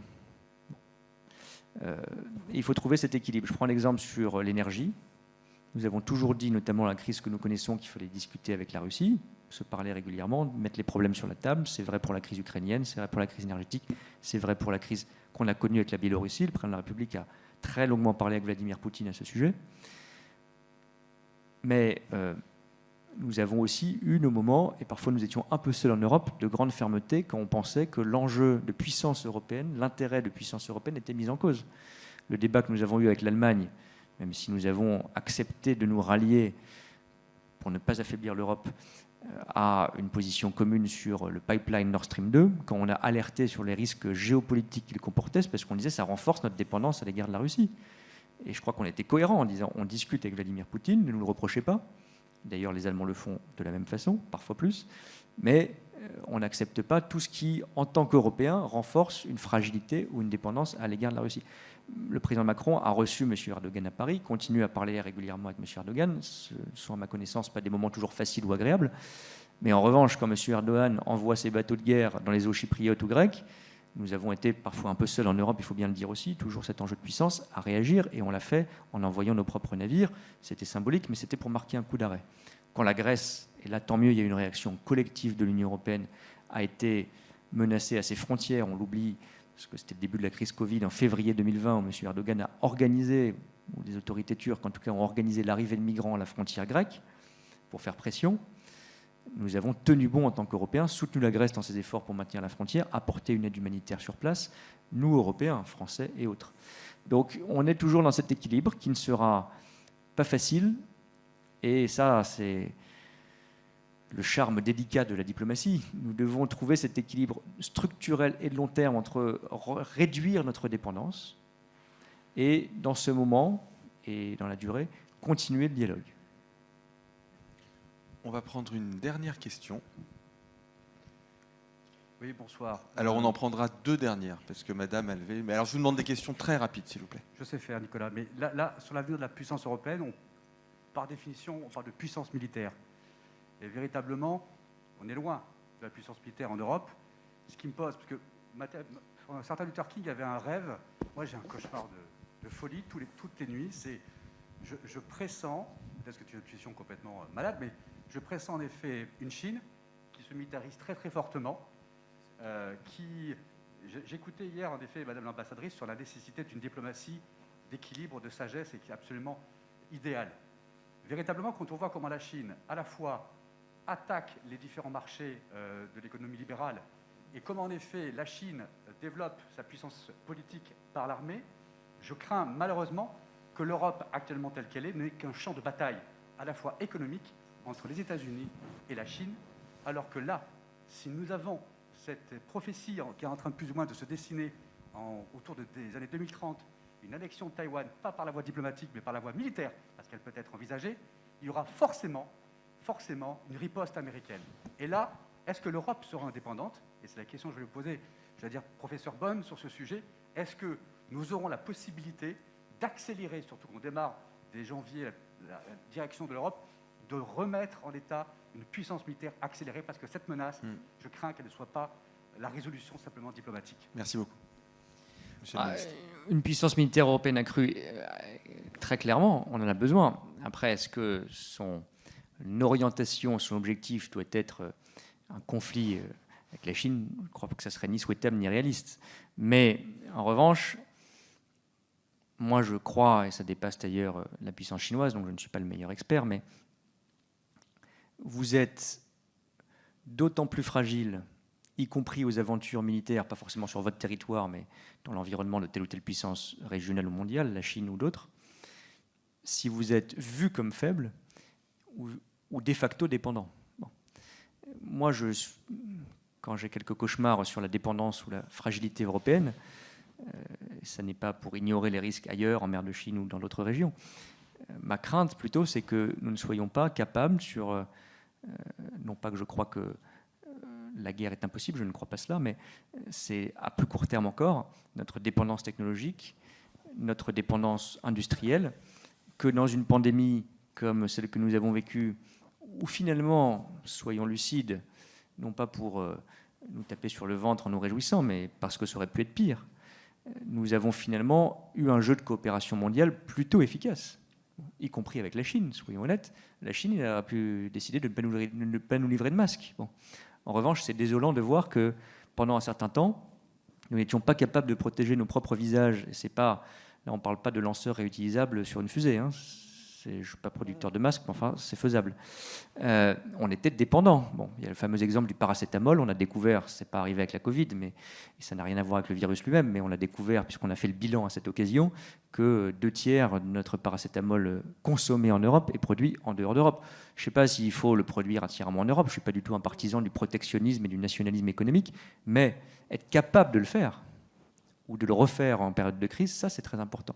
Donc moi ce qui m'inquiète beaucoup plus, et d'ailleurs les deux sont liés à la fin, parce que l'option militaire est souvent la conséquence d'une faiblesse que vous constatez par ailleurs, c'est que sur le plan énergétique, c'est sur le plan industriel, c'est que sur le plan technologique, nous soyons aujourd'hui très dépendants. Je prends un exemple qui a trait à la Chine, mais pour illustrer les risques ou les cauchemars parfois, ou les mauvais rêves que l'on vit pour certains dans la réalité. J'étais récemment en Lituanie. Je ne vais pas vous raconter chacun de mes voyages, je ne veux pas être embêtant, mais c'est illustratif. Juste avant l'Estonie. C'était déjà la crise avec la Biélorussie. La Lituanie était un très bon cas d'école parce qu'il montre nos deux dépendances. Bon. Ils étaient, depuis le mois d'août, soumis à la pression de la Biélorussie, qui organisait, parce qu'il n'y a pas d'autre mot, l'arrivée de migrants à sa frontière. Ils ont d'ailleurs, parce qu'on parle beaucoup de la Pologne, très bien réagi les Lituaniens. Ils ont demandé de l'aide européenne, ils ont livré de l'aide humanitaire, ils accueillent tant bien que mal, parce que c'est un petit pays, plus de 5000 personnes dans des conditions décentes, avec notre soutien d'ailleurs, tout en maintenant leurs frontières et en résistant à Loukachenko, avec les liens qu'on connaît avec la Russie. Ils ont été les premières victimes de cette guerre hybride. Bon. Parce que parfois, on imagine des conflits de films américains où c'est la guerre atomique. Mais enfin, au quotidien, ce n'est pas ça qui se passe. C'est beaucoup plus subtil et malheureusement beaucoup plus simple. Ce sont ce genre de pressions. Et ils ont un deuxième front, nos amis lituaniens, c'est pas de chance. Ils ont renforcé leur lien avec Taïwan, dont acte. Ça n'a pas beaucoup plu aux Chinois, vous l'imaginez.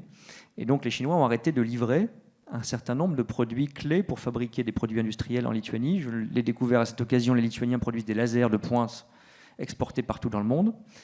Et bien pour cela, il faut des composantes qui sont notamment chinoises, comme dans beaucoup de secteurs industriels dont nous sommes tous dépendants. Et bien les Chinois ont arrêté de livrer pour dire réfléchissez. Bon, ça, c'est pas la guerre physique comme on la connaît ou comme on l'a malheureusement connue.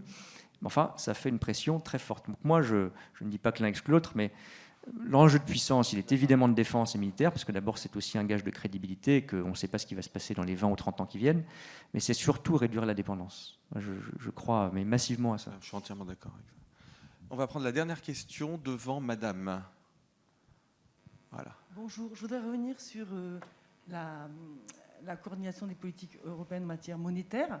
Vous avez évoqué la régulation monétaire avec les eurobonds. On sait que l'inflation reprend.